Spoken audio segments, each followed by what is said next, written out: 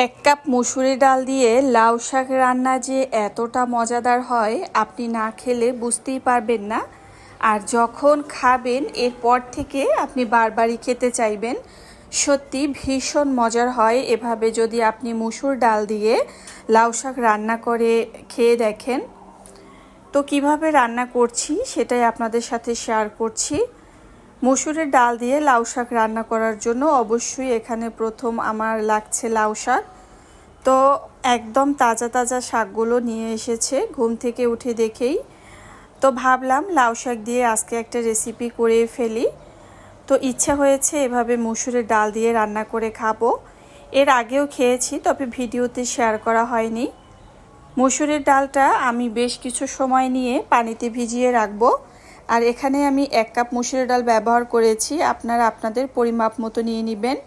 এরপরে চলে আসলাম রান্নায়। আর রান্নার জন্য তো অবশ্যই এখানে আমি সরিষার তেল ব্যবহার করেছি, কারণ এটাই আমার কাছে অনেক বেশি স্বাস্থ্যসম্মত মনে হয়েছে।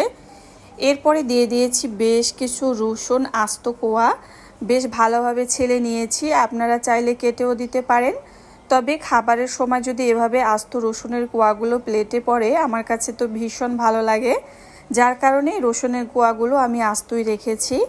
এরপরে সেই সাথে দিয়ে দিয়েছি কিছু পেঁয়াজ কুচিও আপনারা পরিমাপ মতো নিয়ে নেবেন। এরপরে এখানে আমি সামান্য পরিমাণ লবণ দিয়ে দিব। তো লবণ দিয়ে আমি বেশ কিছু সময় হালকা করে একটু ভেজে নিব।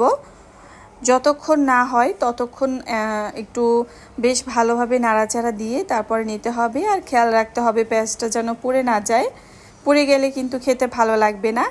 তো এখানে আমি অফ ক্যামেরায় সামান্য একটু পানি ব্যবহার করেছি।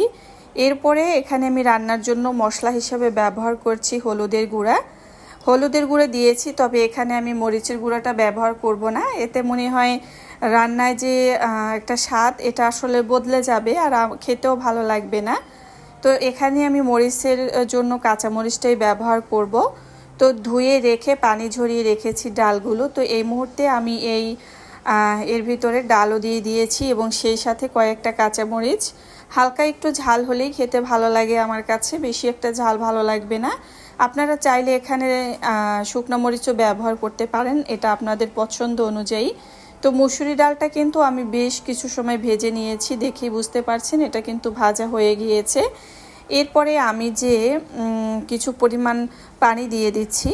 তো পানিটা যখন হালকা গরম হয়ে আসবে এরপরে কিন্তু আমি এখানে ব্যবহার করব আমি যে লাউ শাক কেটে নিয়েছি তার সাথে যে ডাঁটাগুলো ছিল সেই ডাঁটাগুলো। লাউ শাকের ডাঁটা খেতে তো আমার ভীষণ ভীষণ ভালো লাগে। তো প্লেটে নিয়ে চিবোতে কিন্তু বেশ ভালো লাগে। জানি না অনেকের হয়তো ভালো নাও লাগতে পারে, আমার কাছে কিন্তু বেশ ভালো লাগে। তো যাই হোক, যেহেতু আমরা হাজব্যান্ড ওয়াইফ একসাথেই খাবার খাই, তো সেক্ষেত্রে দেখা যায় আমার হাজব্যান্ড সবসময় একটু শাকটা বেছে খায়, যে কোনো শাকের আবার ডাঁটা খেতে চায় না। তো আমি কিন্তু আবার পছন্দ করি, ওই যে বললাম যে যার ইচ্ছে মতো খাবে। তো এখানেও কিন্তু ডাঁটা সহ আমি বেশ কিছু সময় কষিয়ে নিচ্ছি। আর এভাবে ডাঁটা দিয়ে আগে কষিয়ে নিলে ডাঁটাটা খুব সহজে সিদ্ধ হয়ে যায়। আর এখানে আমি আরও স্বাদ বাড়ানোর জন্য ব্যবহার করেছি কেটে রাখা টমেটো দেওয়ার কারণে খেতে ভীষণ ভালো লাগে, একটু হালকা টক লাগে, অনেক মজাদার হয়। আপনারা যারা এভাবে খাননি একবার হলেও খেয়ে দেখবেন, আশা করি এটা কিন্তু আপনারা প্রশংসা করতে বাধ্য হবেন।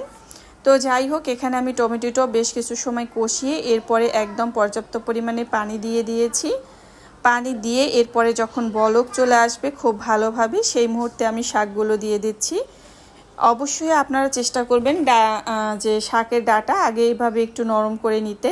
আর শাক আর ডাঁটা যদি একসাথে দিতে যান তাহলে দেখবেন যে শাকটা অতিরিক্ত সিদ্ধ হয়ে যায়, সেটা কিন্তু খেতে ভালো লাগে না, আর সেটার পুষ্টি গুণাগুণ কিন্তু নষ্ট হয়ে যায়। তো যাই হোক, এই পর্যায়ে আমি উপর থেকে শাকগুলো দিয়ে দিচ্ছি। আর মাশাআল্লাহ রান্নাটা এতটা লোভনীয় হয়েছিল এটা আসলে বলে বোঝাতে পারবো না। আমার হাজব্যান্ড তো খাবার খেয়েছে যখন, তখনও খুব প্রশংসা করেছে, বলে মুসুরের ডাল দিয়ে তোমার লাউ শাক রান্নাটা তো ভীষণ মজাদার হয়েছে, যখন আমি খেতে নিয়েছি তখনও কিন্তু সে বলেছে সত্যি তোমার শাক রান্নাটা অসাধারণ হয়েছে।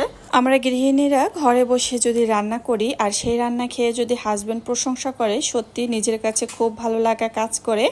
আপনিও আপনার হাজব্যান্ড বা আপনার পরিবারকে এমন একটা রান্না উপহার দিতে পারেন যা খেয়ে কিনা আপনার হাজব্যান্ড আপনার প্রশংসা করতে বাধ্য হবে। ধন্যবাদ।